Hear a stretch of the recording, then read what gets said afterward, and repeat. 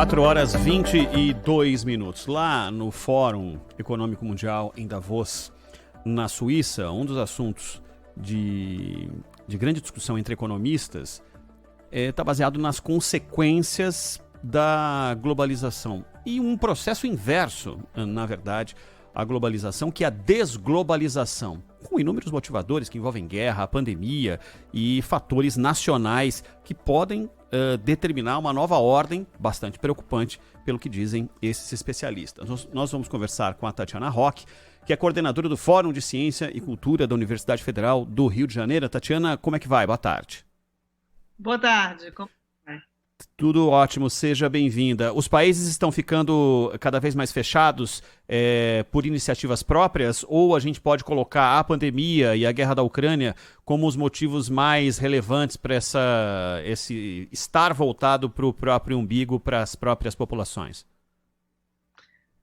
Foi uma tendência que se fortaleceu muito com a pandemia e ainda mais com a guerra, né? Com a pandemia, a gente teve escassez de alguns produtos, porque se viu que a rede de logística, inclusive, mas também de fabricação dos produtos, dependia de muitos países, e com o fechamento da pandemia, alguns países se preocuparam e passaram a se voltar para uma estratégia mais interna de autonomia na fabricação de alguns produtos. É uma estratégia que foi usada pela China, foi anunciado pelo presidente chinês agora uma estratégia chamada a circulação dual, que significa o quê? Que a China vai continuar aberta ao mercado internacional, mas vai procurar também focar sua economia a partir da demanda interna, das necessidades internas. Outros países, como França, por exemplo, a França teve um problema com o paracetamol, inclusive, e houve um anúncio que foi muito debatido agora durante as eleições francesas, justamente sobre a França se tornar autônoma na produção desse medicamento.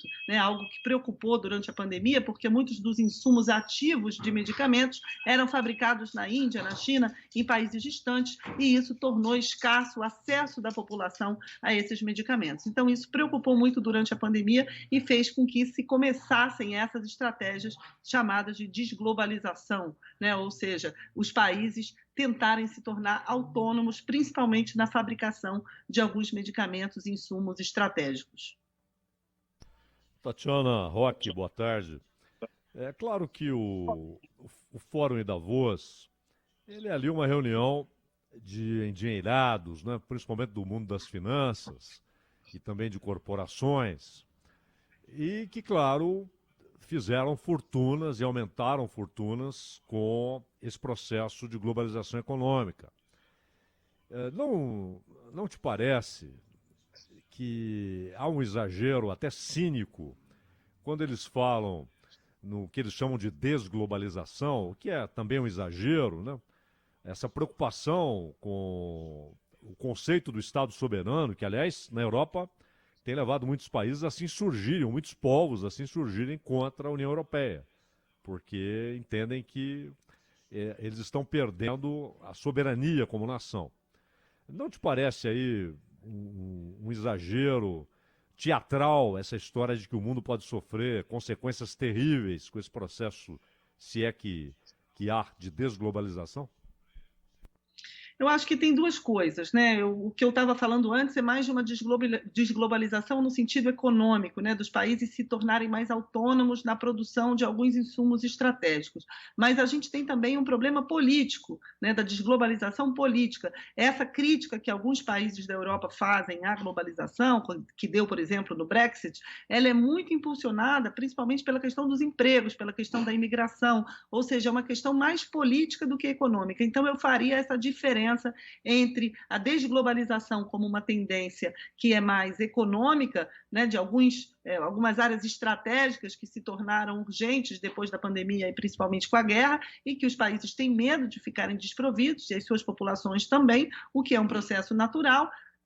Mas eu não confundiria isso necessariamente com a questão política que envolve os nacionalismos, né? Esses nacionalismos que criticam, inclusive, as organizações internacionais, etc., porque esses nacionalismos, eu acho que muitas vezes eles têm um objetivo mais político. Por exemplo, no caso da Europa, muito a questão da imigração e da competição por empregos, né? Que muitas vezes os argumentos nacionalistas que são usados, isso também apareceu muito na eleição francesa, mas já tinha aparecido na Inglaterra, são argumentos, inclusive, xenófobos, né? São argumentos preconceituosos que querem manter, por exemplo, a França para os franceses, a Inglaterra para os ingleses, e que partem de um certo preconceito e com argumentos muito perigosos politicamente contra os imigrantes, né, que incentivam a xenofobia e o preconceito contra os imigrantes. Então, eu não misturaria muito as duas coisas, ainda que, obviamente, na prática, elas acabem se misturando, mas justamente por isso eu acho importante a gente separar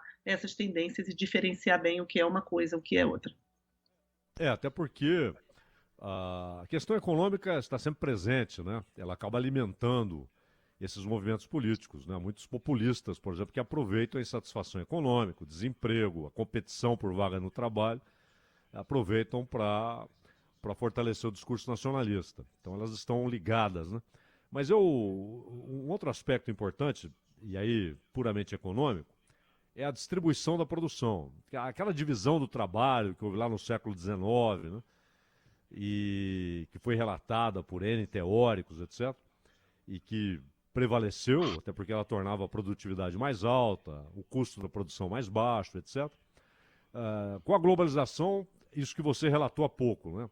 A divisão por países. Então, há produtos hoje essenciais para a economia mundial, mas que têm um ou dois fornecedores.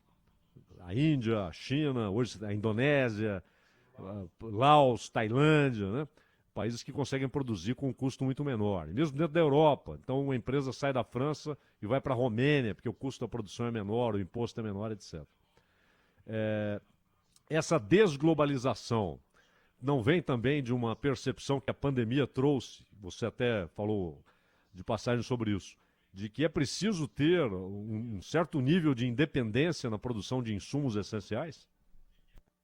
Exatamente isso, e está se revertendo uma tendência, que foi uma tendência muito forte nos anos 90, a partir daí, né, que é essa tendência à deslocalização. O que é isso? Algumas empresas resolvem deslocar as suas fábricas para países onde o custo da mão de obra é mais barato. Né? Então, isso fez com que muitas empresas, por exemplo, dos Estados Unidos, tivessem ido se localizar em países na África, na Ásia, em que o custo da mão de obra era mais barato. E isso acabou causando uma resistência muito grande dentro dos seus próprios países, onde o desemprego cresceu. Então, essa tendência hoje também vem sendo revertida. Por exemplo, nos Estados Unidos tem uma campanha que é a campanha para as pessoas comprarem Made in America, né? Quer dizer, produtos fabricados nos Estados Unidos, justamente numa tentativa de trazer de volta essas fábricas desses lugares para os Estados Unidos, para gerar emprego dentro dos Estados Unidos. Só tem um problema essa estratégia, é que essa estratégia, não estou fazendo julgamento se ela é certa ou errada, mas ela traz um efeito que é o seguinte: quando você traz de volta, como o custo do trabalho dentro dos Estados Unidos é mais alto, isso também pode gerar uma tendência a uma maior e mais rápida automação e robotização do trabalho. Então, não necessariamente essa volta das empresas para os Estados Unidos vai aumentar os empregos na perspectiva esperada. Né? Houve um aumento de emprego, sim, nos Estados Unidos nos últimos tempos, mas a perspectiva esperada não é exatamente aquela, né, que se daria caso não houvesse essa automação, essa robotização. Então, é também uma questão complexa, né? Porque mesmo que se precise tanto da autonomia econômica na fabricação de produtos que são essenciais e que a gente não pode deixar a população sem acesso a esses produtos, como, por exemplo, no Brasil, a gente viu agora na pandemia o caso de respiradores de oxigênio, também de máscaras, né? A gente conseguiu reverter isso rápido, mas foram produtos que quase que a gente teve falta desses produtos e que a gente precisa reorganizar a economia para isso não acontecer. Isso é completamente legítimo. Por outro lado, a gente tem esse problema dos empregos, que causa muitos problemas internos, muitos problemas políticos nos países e também dão margem ao crescimento do populismo e dos nacionalismos, como você bem colocou, né? Ou seja, o fato de que esses empregos tinham sido deslocalizados para outros países faz com que o desemprego aumente, faz com que as populações fiquem mais ressentidas, fiquem mais descontentes, e isso dá margem para a ascensão dos populismos, dos nacionalismos, que então prometem trazer essas empresas de volta, como fez o Trump, né? E realmente ele começou a fazer isso, mas é uma política que também está sendo continuada pelo Biden. Se vai ter sucesso totalmente ou não, a gente ainda não sabe, mas é uma campanha forte também, que a gente também pode encaixar dentro desse fenômeno de desglobalização, que é essa campanha dos Estados Unidos para comprar produtos made in America. Tatiana, mais ou menos aí no fim do que você estava dizendo, uma última de minha parte, exatamente sobre o comportamento do cidadão. Como é que você tem percebido o comportamento médio do cidadão que percebe esse movimento? E principalmente aquele que percebe que não necessariamente isso vai reverter para ele, como você mesmo disse, há uma possibilidade de uma mecanização de todo o processo ao invés de uma abertura flagrante de oportunidades. De uma forma geral, como é que o cidadão está encarando esse movimento todo?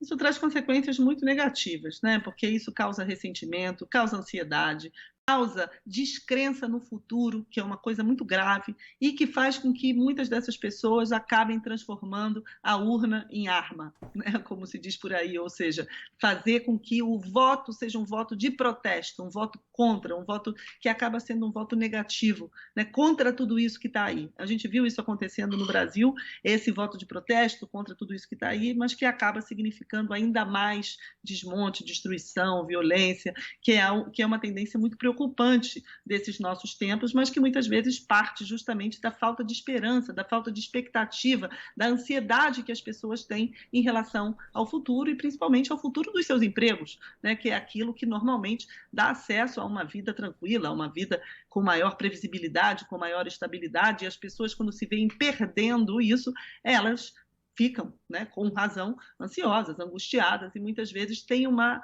reação que é uma reação de revolta. Né? É isso que alguns analistas políticos dizem de transformar a urna em arma, né? Que às vezes é, inclusive, num sentido bastante literal, infelizmente. Tatiana Roque, coordenadora do Fórum de Ciência e Cultura da Universidade Federal do Rio de Janeiro. Tatiana, muito obrigado pela tua atenção aqui com a Rádio Bandeirantes. Até uma próxima. Obrigada, boa tarde. Boa tarde.